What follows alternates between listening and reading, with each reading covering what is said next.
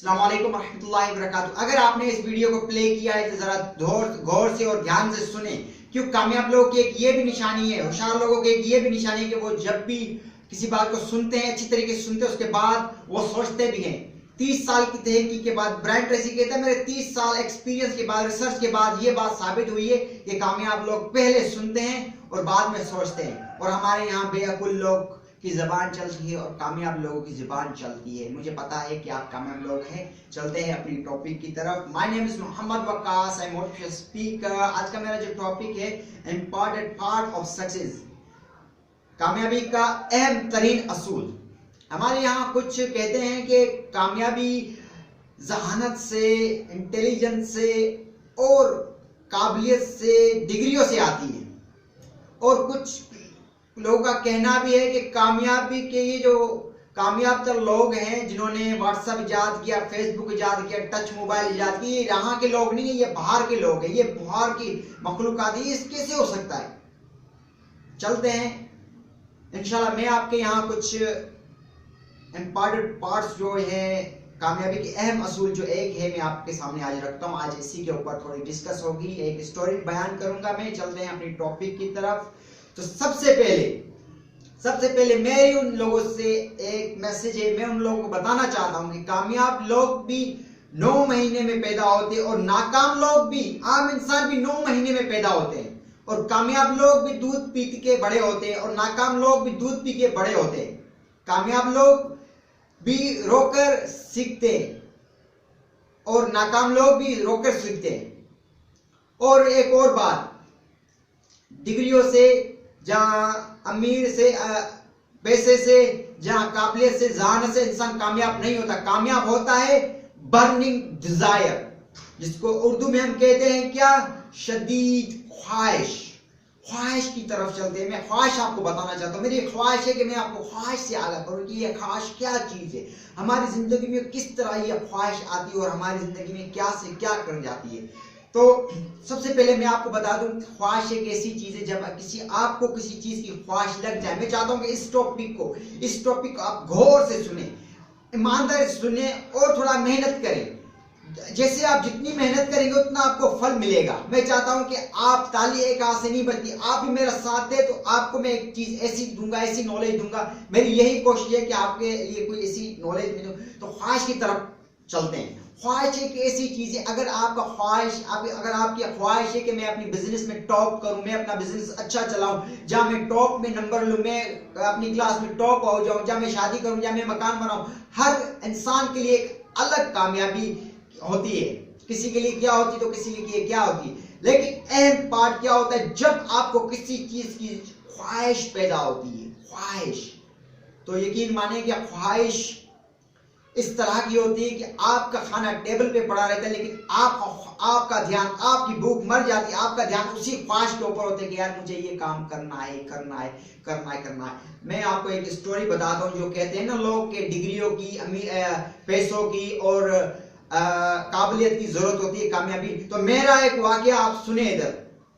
मैं चाहता हूं इस वाकये को आप थोड़ा गौर से सुने, जरा गौर से सुने।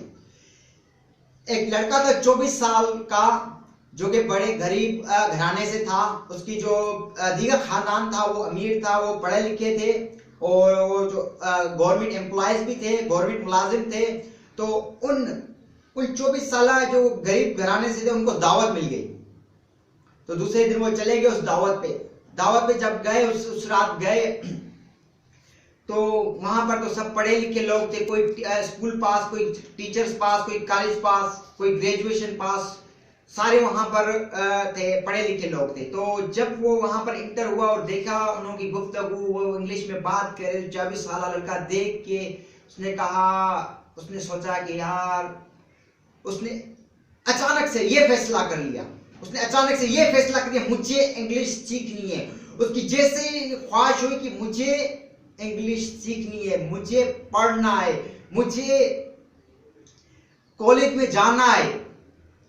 वो एक किनारे बैठा रो रहा था कि यार मुझे कुछ ना कुछ करना है, मुझे पढ़ना है। वो उस रात ना खाना खाया ना क्या। जैसे वापसी आया, शादी से सुबह हुई, सुबह जैसे उठ के उठा, नमाज पढ़ी और अपने वालिद साहब के कमरे में आ गया और कहने लगा, पापा मुझे पढ़ना है। बेटे ने वालिद साहब ने कहा, बेटा नहीं, आप इस उम्र में नहीं पढ़ सकते। बेटे ने कहा, बाबा मुझे पढ़ना है।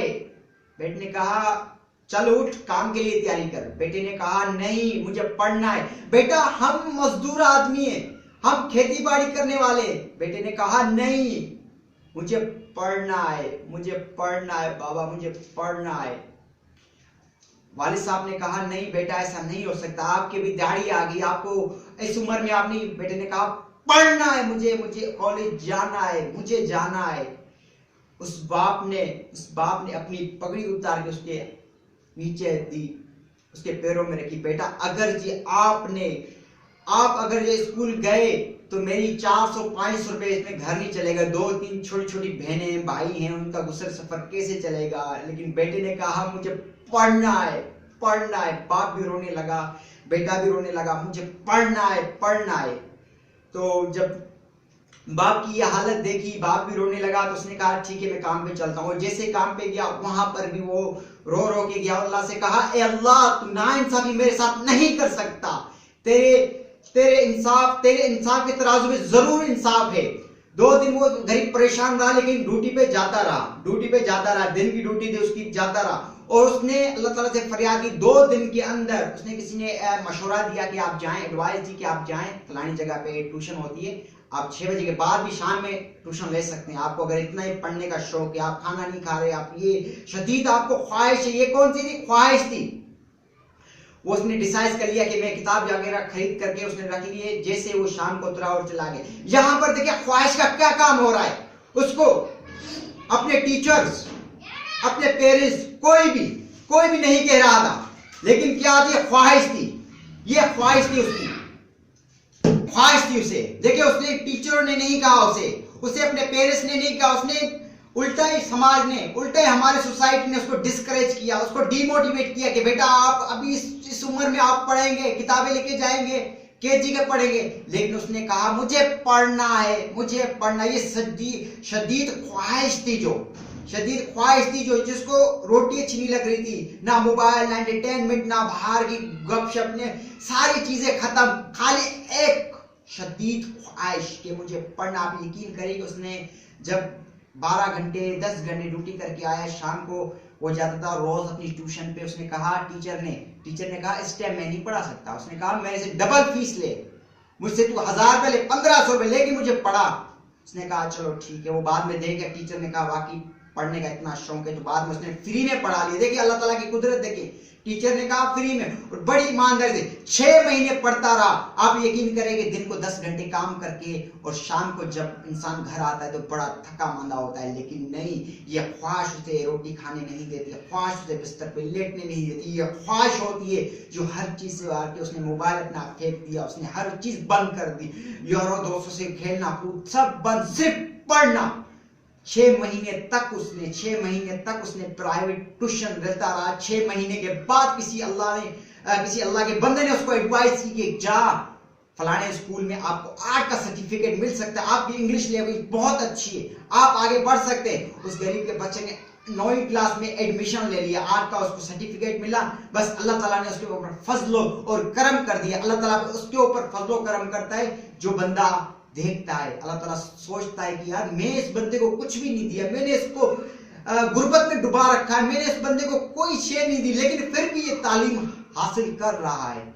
अल्लाह ताला ने उसके ऊपर रहम कहा कि उसको आर्ट का सर्टिफिकेट मार के उसने 10वीं में जमात में 9वीं में लिया, 10वीं के मैट्रिक का उसका C ग्रेड आ गया और चला गया सीधा कॉलेज में। और इतने में एक और उसके खानदान में से एक और शादी उसको दावत मिली। और जब वो अभी गया शादी में, तो वहां पर जो पहले 2 साल के पहले जो थे लड़के, उन्होंने, कहते हैं कि कामयाब इंसान हो जाता है, लेकिन कामयाब रहना बड़ी बात होती है। उस टाइम उन्होंने भूल गए कि क्या हमने 2 साल पहले कोई क्या हमारी क्या लेवल थी, इंग्लिश लेवल क्या थी। जब वो वहां पर पहुंचा तो इसकी आप यकीन करके, इस लड़के की 24 साल लड़के की, इसके पास कुछ नहीं था। इसकी इंग्लिश स्पीकिंग ऐसी थी, जबरदस्त थी। वहां पर जो भी बैठने वाला था वो सोचने लगे, यार 2 साल पहले अंगूठा छाप, हम इसको खेती बाड़ी, ये अंग्रेजी हमारे साथ हो, हमारे से भी अच्छी। शदीद ख्वाहिश।